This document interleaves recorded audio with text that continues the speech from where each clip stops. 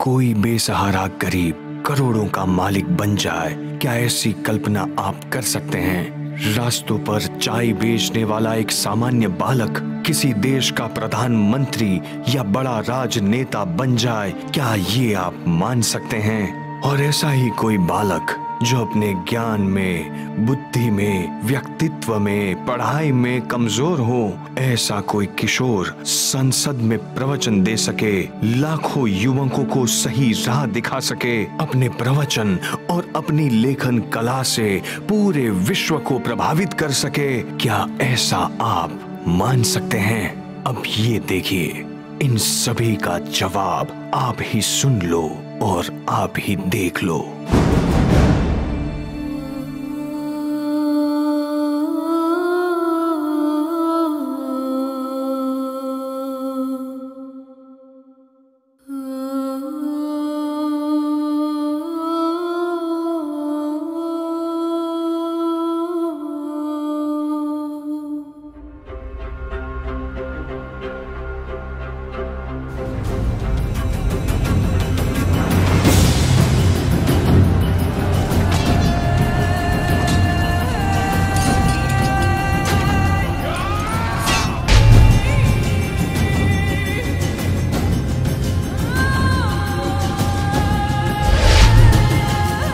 भारतवर्ष के समृद्ध धार्मिक स्थलों को विदेशी ताकतों ने अनेकों बार लूटा, आध्यात्मिक धरोहर को तहस नहस किया, तो दूसरी ओर अंग्रेजों ने सालों तक हमें गुलाम बनाए रखा। हमारे देश की सभ्यता, संस्कृति और नैतिक मूल्यों की धज्जियां उड़ाते रहे।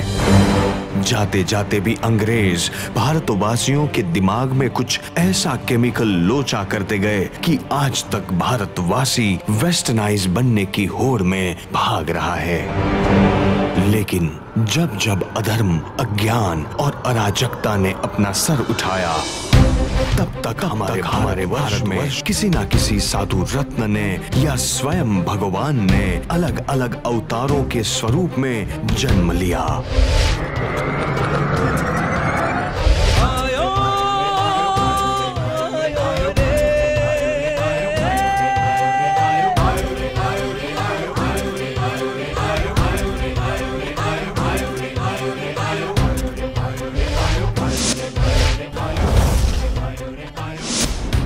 सन 1948 की साल में और पोष दशमी के दिन गुजरात के देपला गांव में जन्म हुआ एक तेजस्वी बालक का।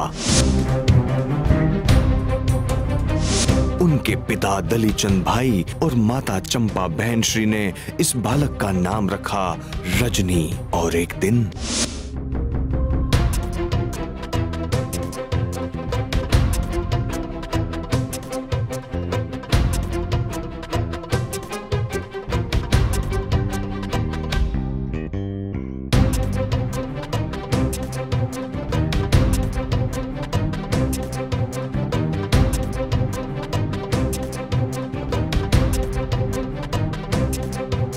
पिताश्री, ये आप क्या कर रहे हो? बेटा, आम बो रहा हूँ। आम? तो मुझे भी दीजिए आम, मुझे भी खाने हैं। अरे अभी तो फल नहीं आए हैं। नहीं, मुझे अभी खाने हैं। अरे बेटा, अभी तो इसे बोऊंगा, उसे पालूंगा, उसे बड़ा करूंगा, तब जाके 10 सालों के बाद ये फल देंगे। तो फिर ये हमारे किस काम के? नहीं नहीं, ये हमारे बहुत काम के हैं बेटा। आज इसे मैं बोऊंगा, तभी जाकर तो तुम और दूसरे लोग इसे खा पाओगे। मेरी एक बात हमेशा याद रखना, इस आम की तरह ज्ञान का, धर्म का सिंचन करते रहना, तुम्हें हमेशा विजयी बनाएंगे।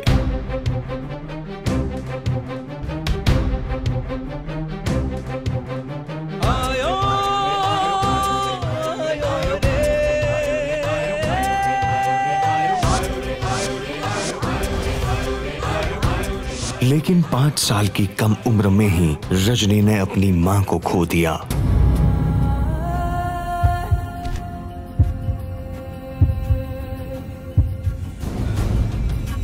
अब रजनी को माँ का वात्सल्य और पिता के संस्कार दोनों दलीचंद जी को ही देने थे। दलीचंद जी ने अपनी निजी जिंदगी में सारे बलिदान देते हुए रजनी के अंदर जबरदस्त संस्कारों के सिंचन करते गए। अब रजनी के जीवन का एक दूसरा पड़ाव आया।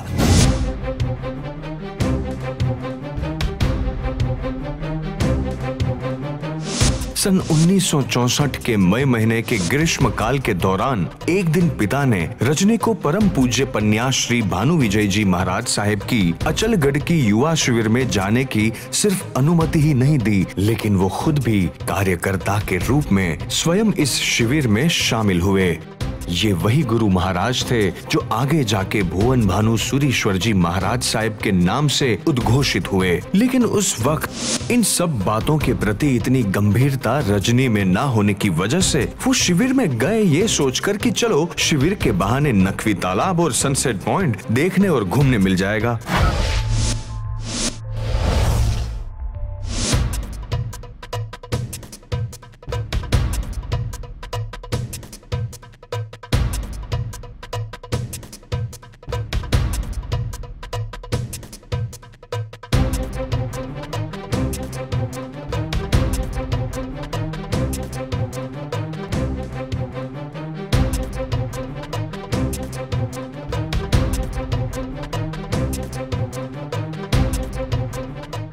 अरे मुझे भी तो खेलने देना। अरे थोड़ा रुको, अब इस बार ये गिल्ली मैं सीमा के बाहर पहुंचाऊंगा। कितना भगाओगे मुझे, अब मुझसे और नहीं भागा जा रहा। अरे रुको ना, और ये देखो।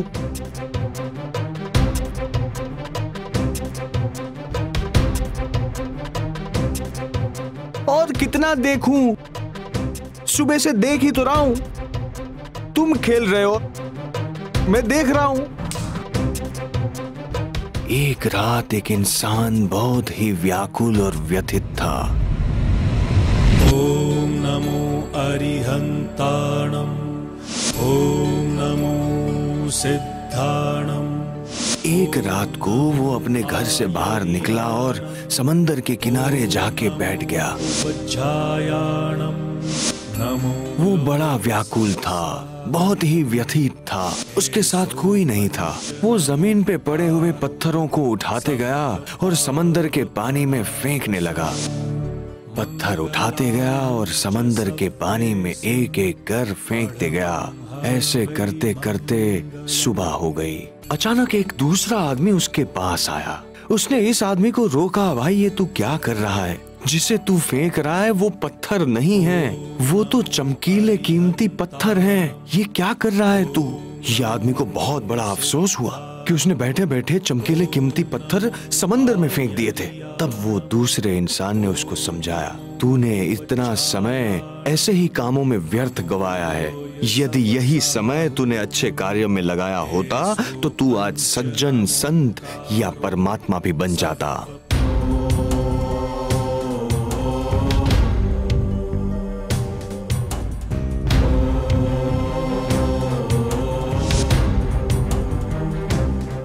वो गुरु महाराज को और सुनते गए, मानो उनकी वाणी और उपदेश में ही अब रजनी को जीवन का सार नजर आने लगा। और रजनी 2 सालों तक गुरु भगवंत के साथ मुनि जीवन की ट्रेनिंग लेते रहे। और रजनी ने महज 17 साल की उम्र में दीक्षा लेने का निर्णय किया। ज्ञान की बारिश से आया सबको भिगोने,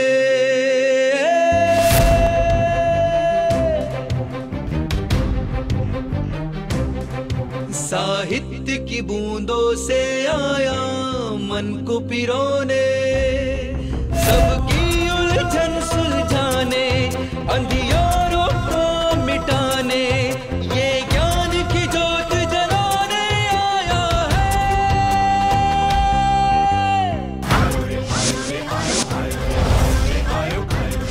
पूज्य गुरुदेव के आशीर्वाद और आज्ञा से चैत्रवत बीज 1967 में सिर्फ रजनी ने ही नहीं परंतु उनके सांसारिक पिता दलीचंद भाई ने भी दीक्षा जीवन में प्रवेश किया।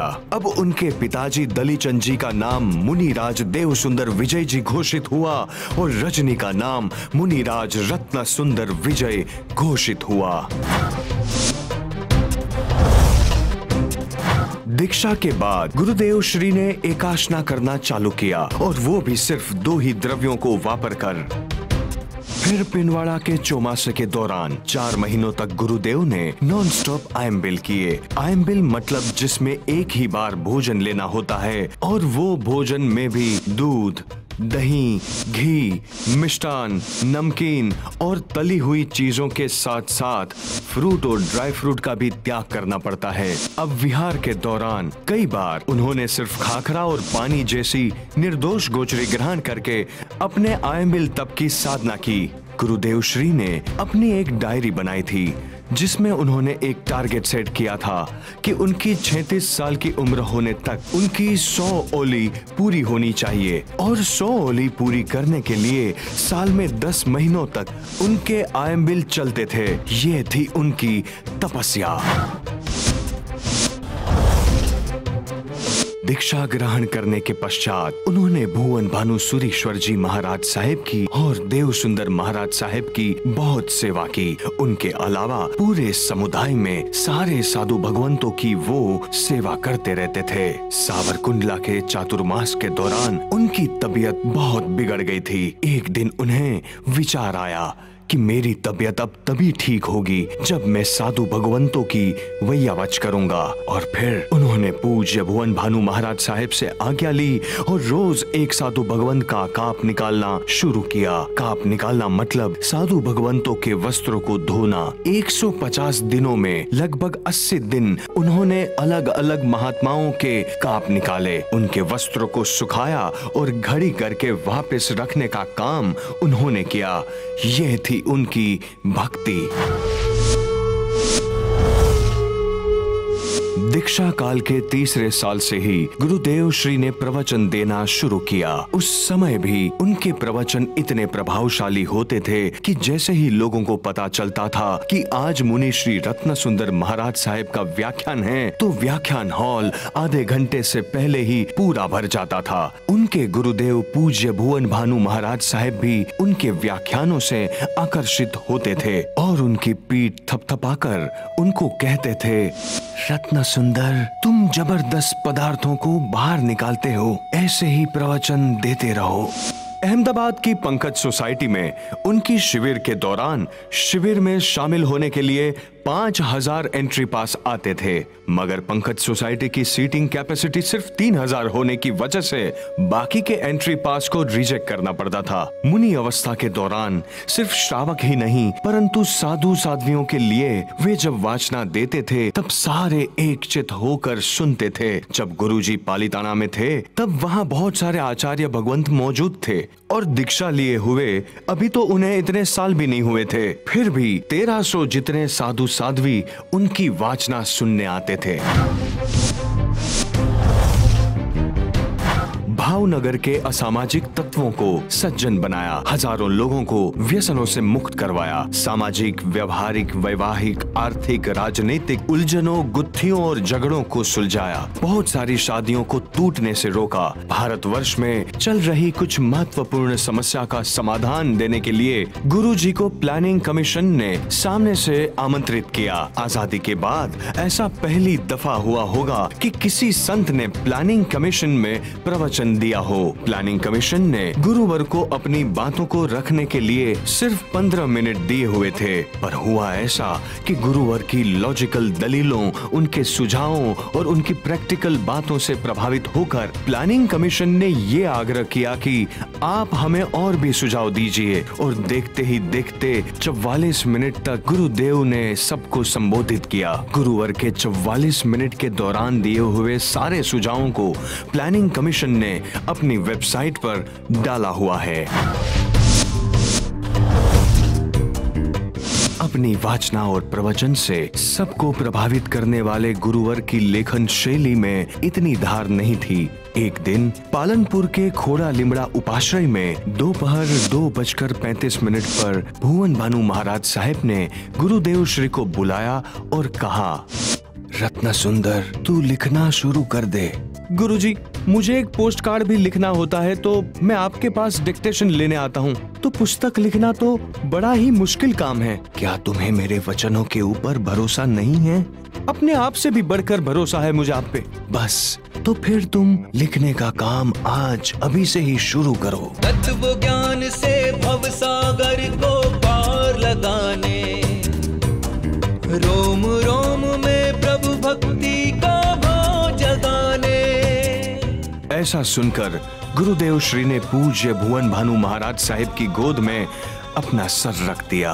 उस वक्त 2:35 पर गुरुदेव श्री ने जो कलम उठाई थी वो आज तक इतने सालों के बाद भी अविरत चल रही है। तत्व ज्ञान से भव सागर को। उनके सारे पुस्तकों की विशेषता यह है कि उनकी पुस्तकें किसी भी स्पेसिफिक एज ग्रुप के लिए नहीं होती। बच्चा हो या बूढ़ा, कोई भी इन पुस्तकों को पढ़कर उसे अपने साथ कनेक्ट कर सकते हैं। जन जन को ये मिलाने, कृतज्ञ हमें बनाने, पत्थर को मोम बनाने आया है। आयो रे आयो रे आयो, आयो रे आयो रे आयो, आयो रे आयो रे आयो, आयो रे आयो रे आयो, आयो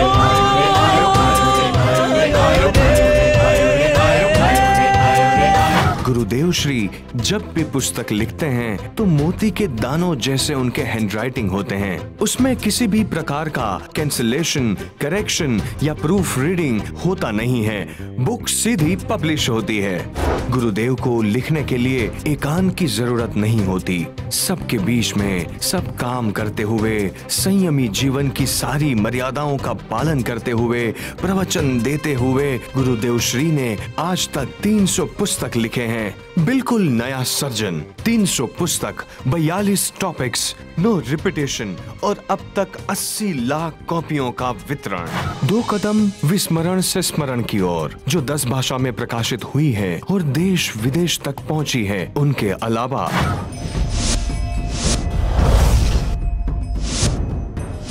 गुरुदेव ने हर विषय पर पुस्तकें लिखी हैं। पारिवारिक समस्याओं के लिए, प्रेम की मीठी नजर, मीठे द्वेष का जहर। ये पुस्तक सास बहू को केंद्र में रखकर लिखा हुआ है। हम सब साथ रहेंगे, जो संयुक्त कुटुंब के ऊपर लिखी हुई पुस्तक है। दीवार जब टूट जाती है, यह पुस्तक 2 भाइयों के बीच में किसी भी प्रकार की दीवार खड़ी ना हो जाए और अगर खड़ी हो तो वो टूट जाए, उस बात को केंद्र में रखकर लिखी हुई है। लग्न जीवन की समस्याओं के लिए टकराव नहीं, समझौता। क्रिकेट के विषय पर कांटे की टक्कर। मोबाइल के लिए मोबाइल, कमाल, धमाल या सलाम। सीए की डिग्री के लिए मुझे सीए बनना है। 10 वैकालिक ग्रंथ पर रत्न मंजूषा। उपदेश माला ग्रंथ पर दोस्त मुक्ति तारी राह जुए छे। अध्यात्म कल्पद्रुम ग्रंथ पर भ्रमणा ज्यारे भांगे छे। और इसी विषय के ऊपर और 5 पुस्तकें लिखी हैं। वैराग्य शतक पर रणकार घंटनो, पड़कार संतनो। आचारांग के सूत्रों पर प्रभु वीर कहे छे। साइंस के ऊपर करामत कंप्यूटर की। बिजनेस के ऊपर मंदी में भी मस्ती, पंछी गगन में, इंसान पिंजरे में। राजनीति के ऊपर आरोपनामा। पशु पंखी के लिए है ना गजब, मुझे भी कुछ कहना है। पेड़ पौधों के ऊपर है ना कमाल। शिक्षण के ऊपर शिक्षा के दूध में संस्कार की शक्कर। A to Z परीक्षा नी जिंदगी, जिंदगी नी परीक्षा। टीनेजर्स लड़कियों के लिए दिल की बात और हृदय की व्यथा। आंखों से आंसू गिराने के लिए आपको मजबूर कर देने वाली एक नवल कथा गुरुदेव श्री ने लिखी है। कहीं धूप, कहीं छांव। आज से 15-20 साल पहले जब गुरुदेव का रूट कैनाल हुआ था, तब गुरुदेव ने डॉक्टर से आरसीटी यदि कोई करवाता है तो आप कितनी फीस लेते हो। तब डॉक्टर ने पहले तो खर्चा नहीं बताया और कहा आपको कहाँ देना है, पर गुरुदेव के आग्रह के कारण डॉक्टर ने कहा 3600 रुपए। उस दिन गुरुदेव पूरी रात नहीं सो पाए और एक प्रश्न उनके मन में उठा कि इतनी महंगाई में एक आम आदमी का क्या होता होगा। बस इसी व्यथा में से जन्म हुआ साधर्मिक फाउंडेशन का, और आज पूरे भारत में अब तक बहुत सारे साधर्मिक फाउंडेशन कार्यरत हो चुके हैं। जैसे कि मुंबई में 28 जितने साधर्मिक फाउंडेशन खुल चुके हैं। उसके अलावा दिल्ली, रतलाम, देवास, रायपुर, नागपुर, औरंगाबाद, नासिक, अहमदाबाद, सूरत, ये फाउंडेशन साधर्मिक भाइयों को मेडिकली, एजुकेशनली और स्वावलंबित बनाने के लिए दिन रात कार्य करता है, और करोड़ों रुपयों की राशि का इस मंगल कार्य में उपयोग हो रहा है। ऐसी ही एक घटना अहमदाबाद में बाढ़ की वजह से जैनों को बड़ा आर्थिक नुकसान पहुंचा था। हालत इतनी खराब थी कि ऐसी परिस्थिति में फंडिंग जमा करना मुश्किल ही नहीं परंतु नामुमकिन था। पर गुरुदेव के सिर्फ एक प्रवचन से 10 करोड़ का फंड जमा हुआ और साधर्मिक भाइयों की भक्ति में खर्च हुआ। पूज्य भुवन भानु महाराज साहिब ने उनके शिष्य मुनि रत्न सुंदर और हेमरत्न महाराज साहिब को पिजन एक्सपोर्ट के विषय में इंदिरा गांधी को मिलने के लिए भेजा। गुरुदेव के कन्विंसिंग पावर, उनके वाक चातुर्य और लॉजिकल दलीलों से सिर्फ 3 मिनट में ही इंदिरा गांधी कन्विंस हो गए और उन्होंने तय कर लिया कि हमेशा के लिए पिजन एक्सपोर्ट को बंद करना जरूरी है। गुजरात के मेडिकल एवं साइंस के छात्रों को पढ़ाने के लिए फ्रॉग डिटेक्शन की जाती है। गुरुवर के अथाक प्रयत्नों से इन स्कूलों और कॉलेजों ने जापान से फ्रॉग का मॉडल इंपोर्ट किया और गुजरात के स्कूलों और कॉलेजों में फ्रॉग डिटेक्शन हमेशा के लिए बंद हो गया।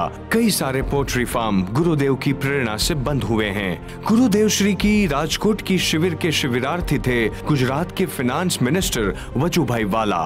गुजरात के अकाल के दौरान गुरुदेव की प्रेरणा और आदेश से वहां की पांजरापोल के लिए 70 करोड़ की सब्सिडी गुजरात गवर्नमेंट ने दी थी। आज से तकरीबन 10 साल पहले गुरुदेव के दर्शन एवं आशीर्वाद हेतु नागेश्वर तीर्थ में एमपी के चीफ मिनिस्टर शिवराज सिंह चौहान पधारे। तभी गुरुवर ने सार्वजनिक स्थलों पर लगे हुए वल्गर फिल्म्स के पोस्टर को हटाने का सुझाव दिया और गुरुदेव के तर्कपूर्ण सुझावों को सुनकर उस समय पूरे एमपी में ऐसे पोस्टर पर प्रतिबंध वहां के सीएम ने लगा दिया। एक दूसरा बर्निंग इश्यू था सेक्स एजुकेशन, जो कि गवर्नमेंट किंडरगार्टन से ही सेक्स एजुकेशन को सिलेबस में शामिल करने वाली थी। गुरुवर ने इसका जबरदस्त विरोध किया और राज्यसभा में शिक्षा बचाओ आंदोलन समिति का सहयोग लेकर पिटीशन फाइल की गई। इस अभियान में मुस्लिम, सिख, क्रिश्चियन आदि हर कम्युनिटी के अग्रणियों और संतों ने गुरुदेव को साथ दिया और तमाम प्रयत्नों के बाद राज्यसभा ने ये जनादेश दिया कि sex education is not required in India. इसके अलावा मीट एक्सपोर्ट पर गुरुदेव के नाम से ही मीट एक्सपोर्ट बंद कराने की पिटीशन फाइल हुई है। पिटीशन कमेटी जब गुरुदेव से मिलने आई तब गुरुदेव के लॉजिक्स और उनकी दलीलों से बहुत ही प्रभावित हुई और पिटीशन कमेटी ने रिपोर्ट दिया कि मीट एक्सपोर्टर्स को दी जाने वाली 13 प्रकार की सब्सिडी बंद होगी और अगली 5 वर्षीय योजना में एक भी नया कत्ल खाना मीट एक्सपोर्ट के लिए नहीं खुलना चाहिए। गुरुदेव श्री ने पोर्न वेबसाइट्स पर पाबंदी लगाने के लिए भी पिटीशन फाइल की है और उनका फैसला चंद ही दिनों में आने की संभावना है। गुरुदेव के 275वें पुस्तक का विमोचन रायपुर में हुआ। तब यूएसए की एक कंपनी ने गुरुदेव को golden book of world record से नवाजा। राम सेतु तोड़ने पर जो विरोध हुआ था उसमें गुरुदेव ने 10 लाख लोगों के बीच में 17 मिनट तक प्रवचन दिया। छत्तीसगढ़ में जब गुरुदेव का प्रवेश हुआ तो उनका स्वागत करने वहां के सीएम रमन सिंह खुद गए और गुरुवर को राजकीय अतिथि घोषित किया। ठीक उसी तरह मध्य प्रदेश के सीएम ने भी उनको राजकीय अतिथि घोषित किया था। जरा कल्पना कीजिए, जिनके वाचक वर्ग में भारत के प्रधानमंत्री श्री नरेंद्र भाई मोदी, शिक्षण मंत्री श्री स्मृति ईरानी, भारत के सबसे बड़े बिजनेस टाइकून श्री धीरू भाई अंबानी जैसी हस्तियां शामिल हों, उस गुरुवर की कलम की ताकत क्या होगी। कल्पना कीजिए जब श्री सोनिया गांधी खुद फ्रेंच डेलीगेशन को ये हिमायत करती हों कि शिक्षण के विषय में कोई भी सवाल या जानकारी यदि आपको चाहिए तो आप आचार्य श्री रत्न सुंदर महाराज साहिब से मिलिए। दिल्ली की 4 वर्ष की स्थिरता के दौरान 400 से भी अधिक राजनेताओं ने गुरुवर से मुलाकात की। ज्ञान की बारिश से आया सबको भिगोने,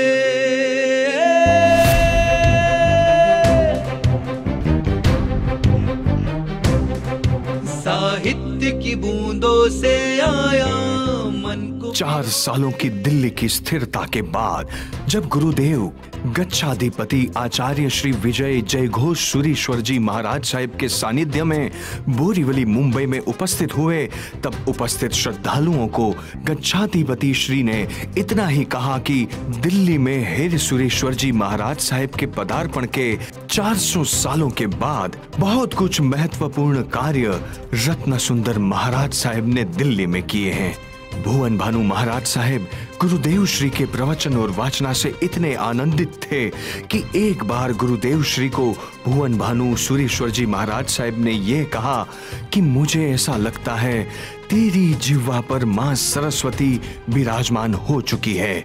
तब से गुरुवर के विनीत शिष्यगण ने अपने गुरुदेव के नाम के आगे सरस्वती लब्ध प्रसाद लिखना शुरू किया।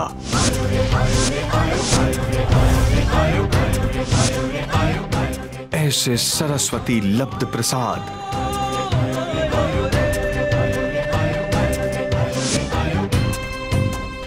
ऐसे सरस्वती पुत्र परम पूज्य आचार्य श्रीमद विजय रत्न सुंदर सुरीश्वर जी महाराज साहिब को इस पूरे संसार की कोटि कोटि वंदना। तत्व ज्ञान से भव सागर को पार लगाने, रोम रोम में प्रभु भक्ति का भाव जगाने। गुरुवर का इस संसार के लिए एक संदेश। एजुकेशन फील्ड में लोग मेरे से कभी चाहते कि हमें क्या करना चाहिए, हमारी कमी क्या है। उन लोगों को मैं सिर्फ इतना ही कहना चाहूँगा कि एजुकेशन में टीचिंग का क्षेत्र तो ज़बरदस्त चल रहा है, मगर 2 चीज़ निश्चित तौर से ऐड होनी चाहिए। टीचिंग के बाद टचिंग। कोई भी सब्जेक्ट उनके हृदय को छूने वाला होगा तो टीचिंग में उनको आनंद आएगा, और अकेले टचिंग से ही काम बनेगा। टचिंग जो भी सब्जेक्ट हो उनको लेकर के उनके जीवन में टर्निंग पॉइंट भी आना चाहिए। दैट मीन्स एजुकेशन सिस्टम में टीचिंग, टचिंग और टर्निंग 3 स्टेप आ जाए तो एजुकेशन पूरे देश के लिए, व्यक्ति के लिए, परिवार के लिए लाभदायी बन सकता है। सोशल क्षेत्र के लिए कई लोग मुझे पूछते हैं कि हमारे साहब आप क्या चाहते हैं, तो मैं इतना चाहता हूँ कि जो भी दुर्जन आदमी हो वो किसी भी हालत से अच्छे सत्संग से, सत्साहित्य से, सत्संग से, सत्संग से उनका जीवन सज्जन बन जाए, माने दुर्जन सज्जन बन जाए। सज्जन जो भी है वो सब संगठित बन जाए, क्योंकि कहीं दिखता है कि सज्जन बिखरे हुए, जैसे अनार में बीज तो अच्छे होते हैं, मगर जैसे अनार खोलो हर बीज अलग अलग हो जाता है, मगर लड्डू में देखो तो हर एक एक बूंद एक दूसरे से चिपक के रहते हैं। तो मैं चाहता हूँ दुर्जन सज्जन बन जाए, सज्जन संगठित बन जाए, और संगठित सज्जन भी कोने में बैठ कर के निष्क्रिय होकर के बैठे नहीं, मगर संगठित सज्जन सक्रिय बन जाए तो निश्चित तौर से समाज में जो बिगाड़ा है वो रोक भी सकता है और बहुत कुछ अच्छे कार्य की प्रतिष्ठा हो सकती है। सत्ता स्थान के लिए कई लोग मेरे से पूछते कि महाराज साहब आपका मैसेज क्या है, तो मैं इतना कहना चाहता हूँ कि संतों के पास अच्छी इच्छा शक्ति तो है, मगर उन लोगों की कमी है कि उनके पास क्रिया शक्ति नहीं है, और शासकों के पास क्रिया शक्ति जबरदस्त है, मगर ऐसा लग रहा है कि उन लोगों के पास इच्छा शक्ति नहीं है। दैट मीन्स संत ये कहते हैं कि we can wish but we can't do anything, और सत्ता के लिए मैं इतना कह जाऊँ they can do everything but they don't wish. तो मैं चाहता हूँ कि संतों की इच्छा शक्ति और शासकों की क्रिया शक्ति एक हो जाए तो पूरे देश की ताकत अलग हो जाए, देश की पहचान अलग हो जाए, और देश निश्चित तौर से सही अर्थ में विकास के मार्ग पे आगे चलाए। ज्ञान की बारिश से आया सबको भिगोने। हमें सिर्फ गुरुवर को यही कहना है कि आपको पाकर हमें सारा जमाना मिल गया, हम अज्ञानियों को ज्ञान का खजाना मिल गया, आपको पाकर हमें सारा जमाना मिल गया।